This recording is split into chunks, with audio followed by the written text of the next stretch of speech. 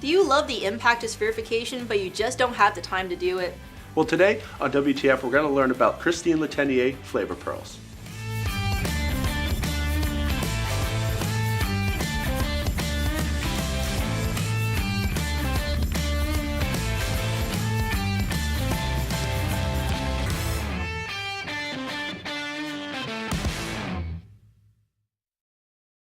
Hello and welcome to WTF, where we transform food here in the Modernist Pantry Test Kitchen. I'm Chef Scott Guerin.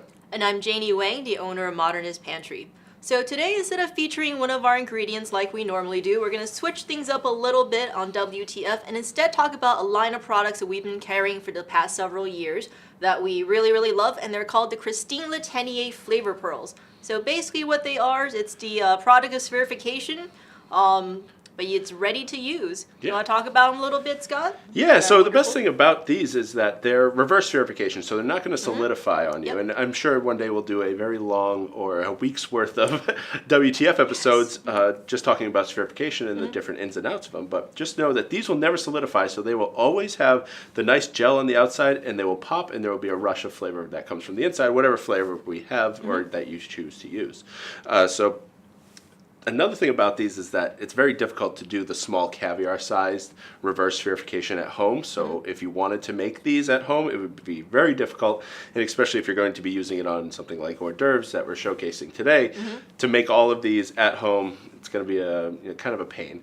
Not that other spherification is difficult, it's just that this one is very difficult to do at home. Yeah, and I think the big benefit, of course, is that if you are throwing a party, or if you're just hosting a special event, you know, how much time do you want to be spending on spherification? So it's a huge time saver, which is really nice. And we do have, right now, there's 13 different flavors here. So we got our sweet, we have savory, do we have spicy? I don't know if we have spicy, but I just kind of where my mind goes. Yeah, so we have definitely sweet flavors from mango to honey, and then savory flavors, truffle and lemon pepper, items like that. So you can really make whatever dish you want. We actually have two savory applications here because a lot of people, when they think spherification or they see some of the flavors, they always immediately think sweet, but there's savory applications for these as well. Yeah, do you want to talk about what we have here, just kind of examples of what you can use them for? So I have two kind of levels of appetizers or hors d'oeuvres that you want to do at home. We have a simple bruschetta, which is just tomatoes, mozzarella,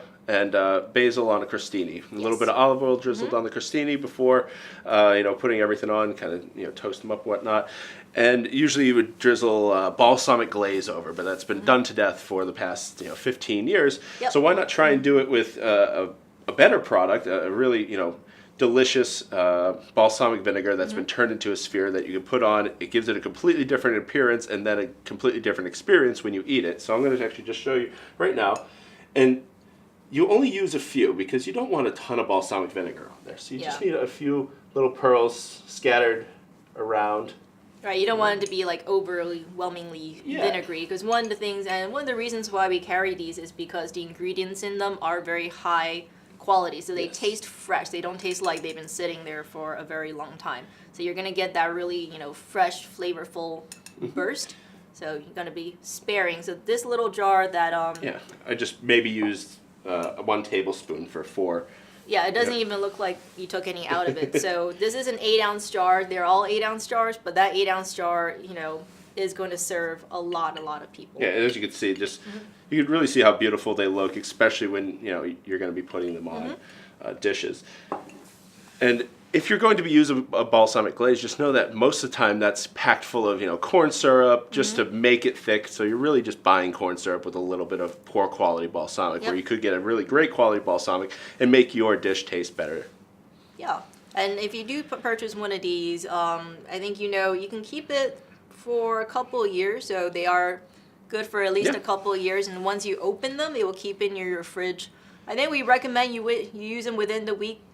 But I kind of know that we've stored them for longer and have used them, and they've been perfectly good. Especially if it's something like vinegar, that's going to last a long time. It's really depending on the life of the product. So something maybe like mango may not last as long opened. If they're in the jar and they're sealed, they're good for until the date on the back, and it's generally around 2 years from when you purchase them.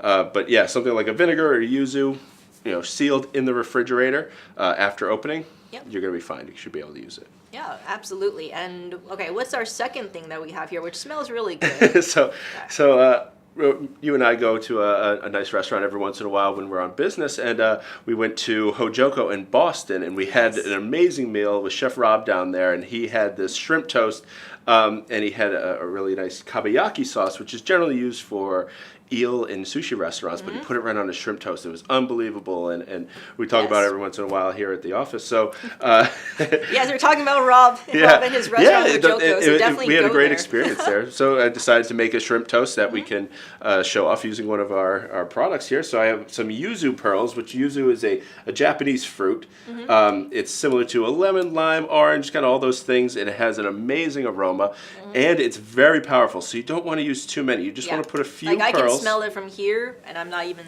leaning in. So it always reminds me of artificial, but in a good way. So it's like when you smelled like the best lemonade as a kid, that's what this smells like, just fresh out of the fruit. So just a few right in the center, because you want to be able to taste everything else. There's plenty of salt in the Kabayaki sauce and sweetness, and then we have the shrimp. So we don't want to overpower anything. Yeah. So. And if you're kind of, looking at this array of 13 different flavors and thinking, well, like, I like to use them, but I'm not really sure how to use them. Do we have any, like, general tips and tricks? Because it's, like, again, there's infinite possibilities here. Yeah, so it's really, flavor combinations are funny. It's like most of us actually know what flavors work well together because we all eat food every day and we understand what we like. So if you see something like a mango, it's really simple to say, oh, well, what does mango go with? And I may be grasping at straws here when I say something like, sticky rice and mango goes great together. So if you get, have a place that makes really great sticky rice, you can always purchase that. And then you have that and the mango spheres, and you can put it on there and serve it as like a little dessert appetizer or something fun like that. So really take these and kind of work them into whatever dishes you like or whatever dishes that you already have. We had mentioned, if you have a Manhattan, a little bit of the maple spheres right in the bottom of it, so when people are drinking it, they get one of those maple spheres, and it completely changes the drink completely. So I would definitely attempt messing around with that, especially if you're throwing cocktail parties or hors d'oeuvre parties, things like that. Yeah, I actually also like to put them on like Greek yogurt. Because you can just get plain Greek yogurt and then you can just flavor it up. Yeah, that's a great idea. That's a daily use too. If you just throw a few of them in there especially if you're trying to watch what you eat and you get that plain Greek yogurt, you can jazz it up a little bit with a few flavor pearls. And wasn't there didn't at some point we had talked about the making like a little mason jar of salad and you could put your balsamic vinegar dressing? Yeah, you could put it in there. Pepper. Because sometimes if you put the vinegar in there directly or the dressing in there, it's going to wilt all of your salads. So if you're making those mason jar salads, which is a very big thing these days, people take them to work, you can put in the balsamic pearls or even the shallot and red wine vinegar pearls. You pop them in there, shake it up, and then when you eat it, they'll pop, and that's when the vinegar comes out rather than sitting on your greens and wilting them throughout the day. Yeah, so those are just kind of a couple of ideas we're just tossing out here. This is a situation where, let your imagination run wild and you can just think of anything. Yeah. But these two recipes will be on the blog just so you can have, something beginner, a little bit more intermediate here. And you can pick and choose. If you like bruschetta, you can make it. You can also turn this bruschetta into really simple, caprese salad and impress your friends. Yeah, so if you're preparing for a special event, whether it's a dinner party, a catering event, a restaurant event, and you're like, wow, I just want to make a statement and really be impactful and make sure that people remember what I presented here today. This is an amazing way to do it because most people still won't know how it's done, but it's going to have a lot of impact and people will be talking about it for sure. Awesome. Yeah, so from here in the Modernist Pantry Test Kitchen, I'm Janie Wang. And I'm Scott Guerin.